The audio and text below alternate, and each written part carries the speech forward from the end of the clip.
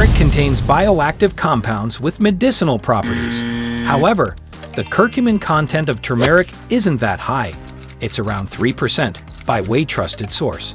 Most of the studies on this herb use turmeric extracts that contain mostly curcumin itself, with dosages usually exceeding 1 gram per day. Curcumin is a natural anti-inflammatory compound. Inflammation is incredibly important. It helps fight foreign invaders and has a role in repairing damage in your body. Turmeric can increase the antioxidant capacity of the body. Oxidative damage is believed to be one of the mechanisms behind aging and many diseases. Curcumin can boost brain-derived neurotrophic factor.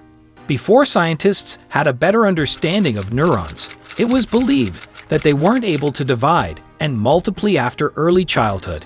However, they now know that isn't the case.